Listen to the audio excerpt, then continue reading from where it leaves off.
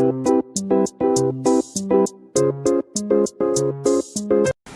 Kitchen मध्ये नमस्ते। आजची recipe आहे मेथीच्या भाजीची पुरी। तर इथं मेथी घेतलेली आहे 1 वाटी। मेथी अशी घ्यायची, फक्त पानं घ्यायचं, इथं देठ वगैरे काहीच नाही, धुवायची स्वच्छ आणि कोरडी करायची।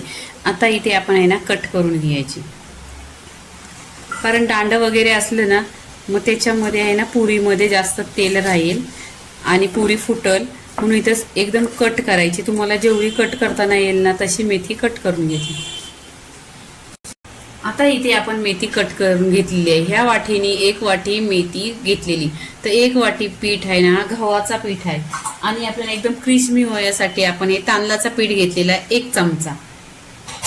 त्याच्यापेक्षा छान अशी पुरी फुगायसाठी आपण ह्या डाळीचा पीठ आहे, ही डाळ मी घेतलेली आणि घरगुती अशी पिसून आणलेली आहे। तुम्हाला मिक्सरने पिसायची असेल तरी पण चालेल, नाही तर चक्कीवरनं आणली तरी पण चालेल।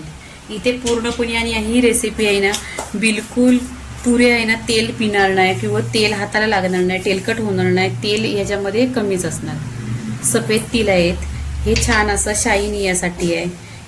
इथे ही हिंग टाकलेला आहे चिमूटभर, गरम मसाला आहे चिमूटभर, आणि ही भाजलेलं जिरा आहे त्याची पावडर केलेली आहे मिक्सरला, आणि इथे आहे ना 1 चमचा साखर आहे। ही साखर ह्याच्यासाठी की शाईन यासाठी, चकचकी अशी पुरी दिसायसाठी। इथे चवीनुसार मीठ घ्या, आणि इथे आहे ना ओवा घेतलेला आहे। ओवा आहे ना छान असा चोळून घ्या, म्हणजे पूर्णपणे टेस्ट ओव्याचा पुरीमध्ये उतरेल। आता पूर्णपणे हे आहे ना आपलं इथे असं चम्मचने मिक्स करून घ्यायची, सगळी साहित्य मिक्स करून घ्यायची, आणि नक्की तुम्ही ही रेसिपी आहे ना पूर्णपणे बघा, छान पुरी फुलते पण आणि 2 ते 5 दिवस टिकते। आता इथे काय केलं आहे, 2 चमचा तेल मी गरम केलेला आहे, हा आपण मोहन केलेला आहे। ह्या असा तेल आहे ना गरम करून ह्याच्यामध्ये टाकलं ना छान पुऱ्या होतात। आता इथे काय करायचं, चम्मचच्या साहाय्याने पूर्णपणे तेल गरम असतो ना पहिल्यांदा असं मिक्स करून घ्यायचं। एकदा थंड झाल्यानंतर आहे ना हाताने हे करून घ्यायचं। चमचा ही काश्मीरी लाल मिरची पावडर आहे, चमचा म्हणजे छोटासा आहे, आणि हे आपलं घरगुती आहे तिखट तुम्हाला जर जास्तच पाहिजे तर हिरवी मिरची मिक्सरला पिसून टाकली तरी पण चालेल, पण इथे आहे ना मी 1 प्रमाणातच घेतलेलं आहे।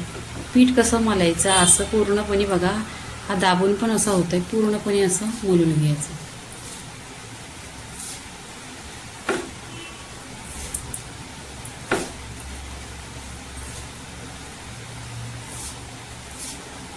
इथे पूर्णपणे पीठ मिक्स केलेलं आहे। इथे आहे ना पाणी घ्यायचं, पाणी कमी घ्यायचं, आणि मिक्स करून घ्यायचं पूर्णपणे, तुम्हाला लागेल तसं पाणी घ्यायचं। इथे मी 1 अर्धी वाटी पाणी घेतलेलं, आणि छान असा एकजीव करून घ्यायचं। इथे पीठ आहे ना छान असा बघा मलून घेतलेलं आहे। आता पूर्णपणे आपण आहे ना पुरीसाठी गोले बनवायचे। इथे तुम्ही काय करा, तुम्हाला जर लागला तर हाताला तेल लावायला घ्या, नाही तर नाही, मला तर नाही हाताला लावायला, अशी उंडी घ्या, छोटी छोटी घ्या।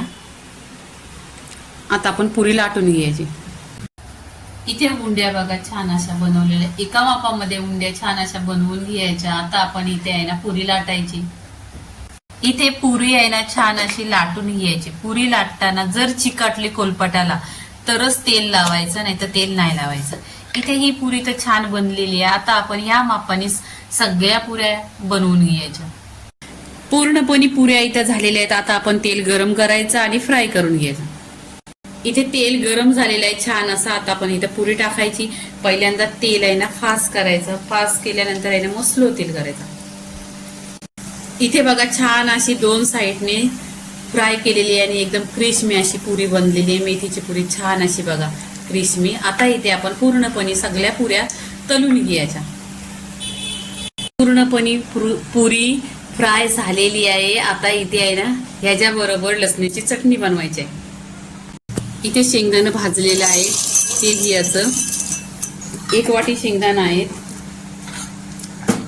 तर इथे 1 वाटी मी लसूण घेतलेली आहे। लसूण छान अशी सालं काढायची आणि भाजून घ्यायची, कारण उग्रस वास नाही आला पाहिजे, आणि छान अशी चटणी बनली पाहिजे। इथे खोबरं आहे सुकं, हे भाजलेलं आहे, किसून घेतलेलं आहे, छान असं भाजून घेतलेलं आहे। खरबूज, इथे चवीनुसार मीठ टाकायचं, इथे तिखट लाल टाकायचं, तुम्हाला जे आवडेल ते तुम्ही टाका, तुमच्या घरामध्ये असेल ते. मी फक्त हे काश्मीरीला 1 चमच टाकते, ही कलरची आहे. शिवायची मिक्सर थांबून थांबून अशी फिरवून घ्यायची. इथे शेंगदाण्याची चटणी बघा छान अशी पिसलेली आहे, क्रिस्मी, आणि बघा अशी थांबून थांबून मिक्सर लावायची, मग अशी चटणी बनते. आता आपण एक प्लेटमध्ये काढून घ्यायची. इथे प्लेटमध्ये काढून घ्यायचं बघा छान अशी आपली इथे लसूण आणि शेंगदाण्याची आणि खोबऱ्याची चटणी अशी छान अशी झालेली आहे पुरी बरोबर. बघा कलर एकदम छान आणि खुशबू पण सुटलेला आहे इथं. बघा इथे 1 वाटी शेंगदाण्याची चटणी अशी पूर्णपणे असा प्लेट भरलेला आहे आणि टेस्ट इथे 1 नंबर आहे. इथे आहे ना आपण आता मेथीची पुरी आणि लसणीची चटणी पूर्णपणे रेसिपी झालेली आहे. इथे लाईक करा, शेअर करा, सबस्क्राईब करा आणि नेहमीच खात राहा. धन्यवाद.